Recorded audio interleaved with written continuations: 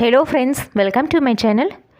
இன்றைக்கி நம்ம இட்லி, தோசை, சாதம் எல்லாத்துக்கூட வச்சு சாப்பிட்றதுக்கு ரொம்பவே சுவையான ஒரு சைட் டிஷ் ரெசிபி செய்கிறது எப்படின்னு பார்க்கலாங்க.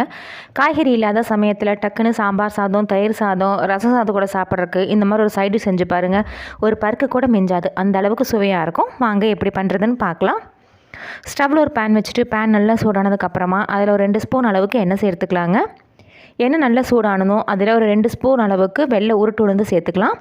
நீங்கள் வெள்ளை உருட்டு உளுந்துக்கு பதிலாக கருப்பு உளுந்தும் சேர்த்துக்கலாங்க. இது கூடவே ஒரு ஸ்பூன் அளவுக்கு கடலைப்பருப்பு சேர்த்துக்கிறேன்.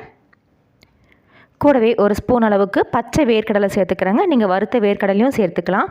இது எல்லாத்தையும் சேர்த்துட்டு ஒரு 2லேருந்து 3 நிமிஷம் லோ ஃப்ளேமில் வச்சுட்டு நல்லா செவந்து வறுப்பட்ட வரணும். அந்த அளவுக்கு நல்லா வறுத்து எடுத்துக்கலாங்க. ரொம்ப கருகிடக்கூடாது. லைட்டாக வறுப்பட்ட மனம் வந்து செவந்து வரணும். அந்த அளவுக்கு வறுத்தா போதும். நீங்கள் வறுத்த வேர்க்கடலை சேர்த்துனீங்கன்னா உளுத்தம் பருப்பும் கடலைப்பருப்பும் பாதி வறுப்பட்டதுக்கப்புறமா வறுத்த வேர்க்கடலை சேர்த்துக்கோங்க. சேர்த்துனதுக்கப்புறமா இதெல்லாம் லைட்டாக வறுப்பட்டு வரும்போது அது கூட சின்ன நெல்லிக்காய் அளவுக்கு புளியும், அது கூடவே காரத்துக்காக 3 வரமிளகாயும் சேர்த்துருக்குறேங்க. காரம் கொஞ்சம் தூக்கத்தில் சேர்த்துக்கோங்க, நல்ல சுவையாக இருக்கும். இந்த மிளகாய் நல்லா காரம், அதனால் நான் 3 சேர்த்துருக்குறேன். நீங்கள் உங்கள் காரத்துக்கு தகுந்த அளவுக்கு கூடவோ குறைவோ சேர்த்துக்கோங்க. இப்போ பாருங்கள், நம்ம சேர்த்துன உளுத்தம் பருப்பும் கடலைப்பருப்பு எல்லாம் நல்லா வறுப்பட்டு செவந்து வறுப்பட்டு வந்துருச்சு. இது ஒரு பிளேட்டில் மாற்றி ஆற வச்சு எடுத்துக்கலாம்.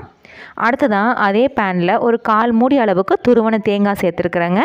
நீங்கள் தேங்காய் சின்ன சின்ன பீசஸாக கட் பண்ணியும் சேர்த்துக்கலாம். இந்த தேங்காய் நல்லா வறுப்பட்ட மணம் வரணும். அந்த அளவுக்கு நல்லா வறுத்து எடுத்தோம்னா இந்த துவையல் வந்து சீக்கிரம் கெட்டு போகாது. அதே மாதிரி நல்ல சுவையாகவும் இருக்கும். இது கூடவே 4 பல்லு பூண்டு சேர்த்துக்கலாங்க. சேர்த்துட்டு இந்த தேங்காயை குறைஞ்சது ஒரு 5 நிமிஷம் லோ ஃப்ளேமில் வச்சு நல்லா வறுத்து எடுத்துக்கலாங்க. நல்ல செவந்து வறுப்பட்ட மணம் வரும் பாருங்கள். இப்போ இந்த நிறம் மாதிரி நல்லா வறுப்பட ஆரம்பிச்சிருச்சு. அதே மாதிரி வறுப்பட்ட மணமும் வர ஆரம்பிச்சிருச்சு. இந்த டைமில் இது கூட ஒரு 10லேருந்து 15 கருவேப்பிலை சேர்த்துட்டு இதையும் சேர்த்து நல்லா வறுத்து எடுத்துக்கலாம். கருவேப்பிலை சேர்த்து செய்யும்போது நல்ல சுவையாக இருக்குங்க. தேங்காய் நல்லா வறுப்பட்டு உதிரி உதிரியாக வந்ததுக்கப்புறமா இது கூட கடைசியாக ஒரு கைப்பிடி அளவுக்கு நல்லா க்ளீன் பண்ண கொத்தமல்லி இலை சேர்த்துக்கலாம். இது கம்ப்ளீட்டாக ஆப்ஷனல் தாங்க, நீங்கள் வேண்டாம்னா ஸ்கிப் பண்ணிக்கலாம். ஆனால் சேர்த்து செய்யும்போது ரொம்பவே சுவையாக இருக்கும். அதே மாதிரி தேங்காய் அப்படியே பச்சையாக அரைச்சி செய்யறக்கும், தேங்காய் இந்த மாதிரி நல்லா வறுத்து இந்த துவையல் செய்யறக்குமே ரொம்ப டிஃப்ரெண்ட் இருக்குங்க டேஸ்ட்டில். இந்த மாதிரி நல்லா வறுத்து செஞ்சு பாருங்கள், டேஸ்ட்டு ரொம்ப சூப்பராக இருக்கும். கொத்தமல்லி இலை ரொம்ப நேரம் வறுக்க வேண்டிய அவசியம் இல்லை. லைட்டாக சேர்த்துனதுக்கப்புறமா இந்த மாதிரி 2 நிமிஷம் பரட்டி எடுத்துகிட்டு ஃப்ளேம் ஆஃப் பண்ணி இதையும் சூடு இல்லாமல் ஆற வச்சு எடுத்துக்கலாம். அடுத்ததாக ஒரு மிக்சர் ஜாரில் நம்ம வறுத்து வச்சுருந்த கடலைப்பருப்பு, உளுத்தம் பருப்பு, புளி, வரமிளகாய் எல்லாத்தையும் சேர்த்துட்டு தண்ணி எதுவும் சேர்க்க வேண்டாங்க. இந்த துவையலுக்கு தேவையான உப்பு மட்டும் சேர்த்துட்டு நல்லா கொரகொரன்னு அடித்து எடுத்துக்கலாம். பாருங்கள், இந்த மாதிரி நல்லா கொரகொரப்பாக அடித்து எடுத்ததுக்கப்புறமா துவையல் உங்களுக்கு எந்த அளவுக்கு திக்னஸ், அதாவது கெட்டி வேணுமோ அந்த அளவுக்கு தண்ணி சேர்த்துக்கலாம். நீங்கள் சாதத்துக்கு பிசைஞ்சு சாப்பிட்ற மாதிரி இருந்தால் நல்லா கெட்டியாகவும், இட்லி தோசைக்கு வேண்டால் கொஞ்சம் இலக்கமாகவும் சேர்த்துக்கலாம்.